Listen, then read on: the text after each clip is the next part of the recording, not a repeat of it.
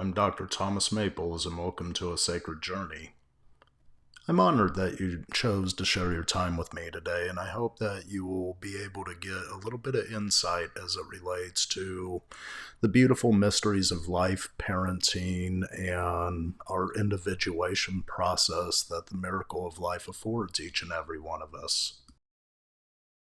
My true hope in this podcast that each and every one of us may find a little bit of balance between body, mind, and spiritual health, especially as it relates to the inner journeys we face to move towards our greater potential, whether it be in parenting, whether it be in school, whether it be in a philosophy we're studying, or even within our job, finding that ultimate aspect of who we are as we move along this journey called life.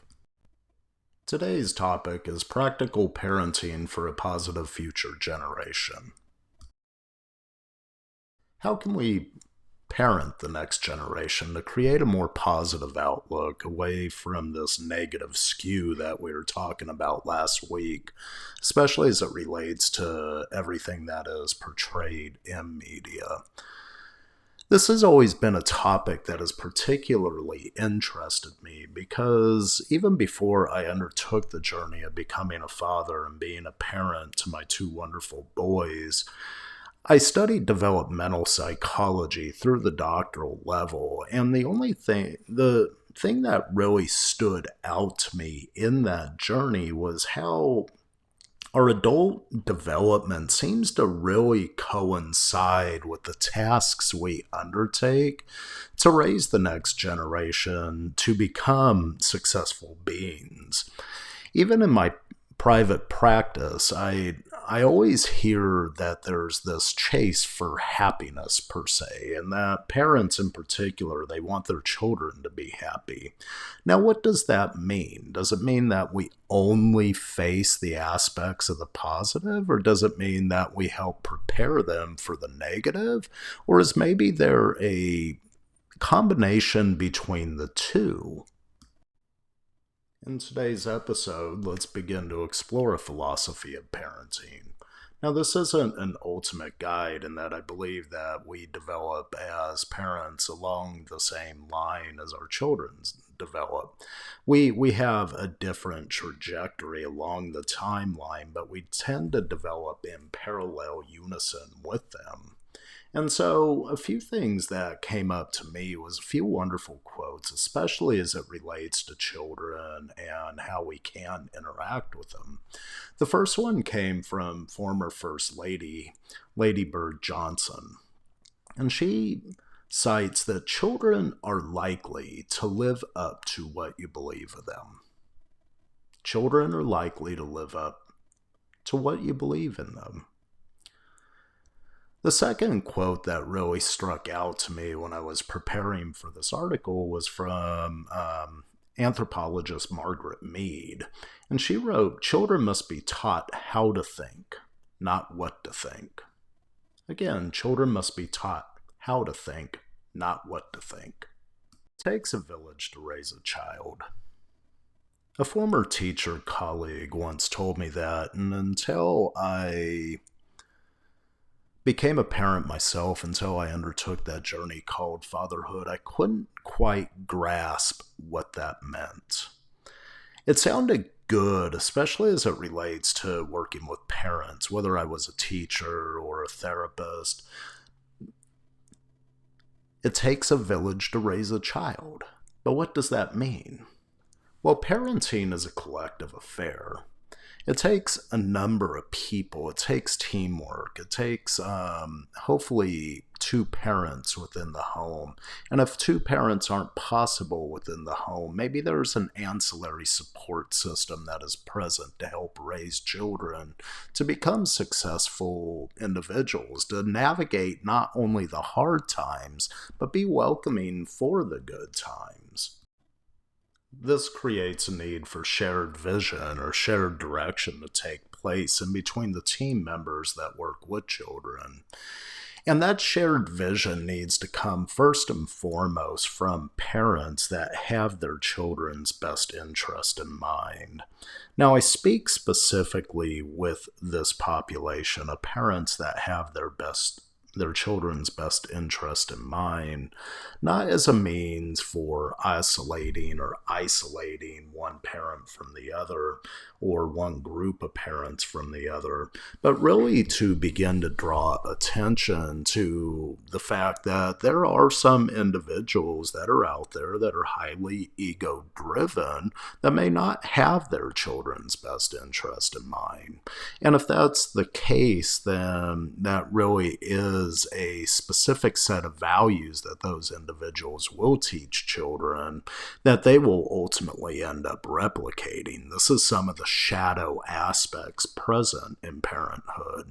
However, when parents do have their children's best interest in mind, when parents do have dreams and they do have goals for their children, they begin to nurture them within a set of values that they hold dear, then really what becomes present is a mutual interaction where a parent's growth co-occurs with their children's growth. And this is the important element to look at, especially as it relates to a generational shared value system. Now, ultimately, the buck doesn't stop solely with the parents in this journey because it's as much of a mutual journey between parent and child as it is for any one person per se. And so it's also up to the child to have their own independent aspects of dreams and begin to communicate these in a heartfelt way between the parents and what may be the parents' dreams so that middle ground can be found and both can begin to move towards a direction that a parent sees as most fit for the child is becoming individuated, and the child begins to feel empowered in their capacity to make decisions, which is the ultimate level of responsibility needed to become an adult and to transition in that manner. Remember that we ultimately expose our children to the lessons, the people, the experiences, the places that we want them to see. And this is an important facet because, really, as parents, we have to become grounded in our values. And it's not one set of values versus another, because that's really the divisive aspect that we see so common today in society. It takes two sides to try and create growth. A child doesn't grow by just simply being stagnant. A child grows physiologically by muscle stretching, breaking, and then repairing themselves. I don't believe that a human psychological capacity for growth is really any much different. We have to stretch outside of our comfort zones in order to create a mending experience with that which is torn. And so, as we are faced with what our children's developmental tasks are, we have to go back within our own childhood experience and begin to make sense of what it is that we see so that we can help them to overcome the odds that they're facing. Now, each storyline is different, each parent is different, and as we explore further this ideal about a sacred journey, especially as it relates in our parenting capacity to raise the next generation for success, we really have to begin to look at teaching them how to think versus what to think. This is imperative because when they know how to think, they begin to know and understand that they can solve problems without a parent's perspective. Not that parents are going to be absent or they have to abdicate their position at that point, but more along the lines of a parent's inclusion is going to be a little bit different as someone to bounce ideas off of, to maybe even have an opposite opinion and define what areas of growth can come through the mending process between those two. Now, Margaret Mead said children must be taught how to think, not what to think. When we teach a child how to think, they solve problems. That paves the way to their adult development.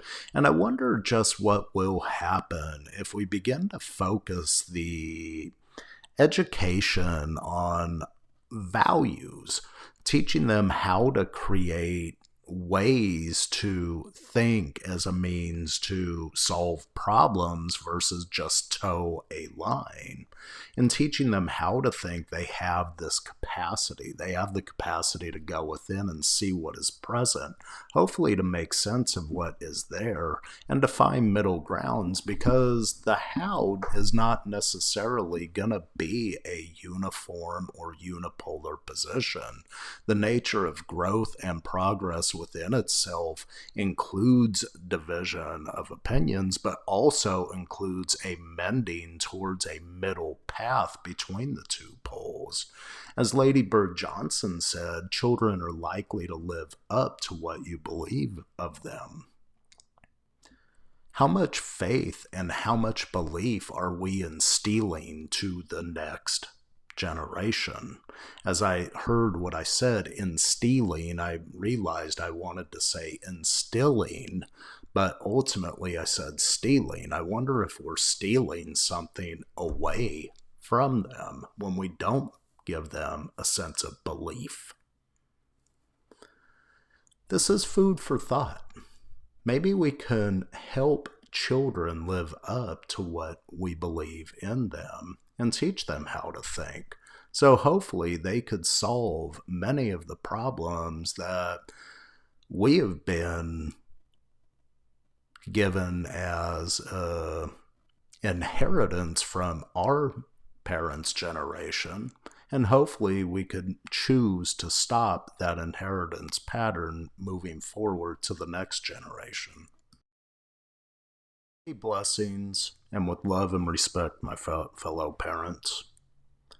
I hope that your journey in parenthood is one that is wrought with many fruits as you watch your children develop. It's beautiful to watch them chase their dreams, to formulate their dreams, and to realize some of your dreams in the process. It's a two-sided sword in many ways.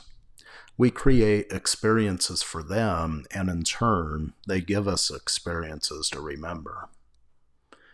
May blessings find you on your wondrous and winding path we call parenting. And also, don't forget to chase a few dreams of your own along the way. Thank you for listening.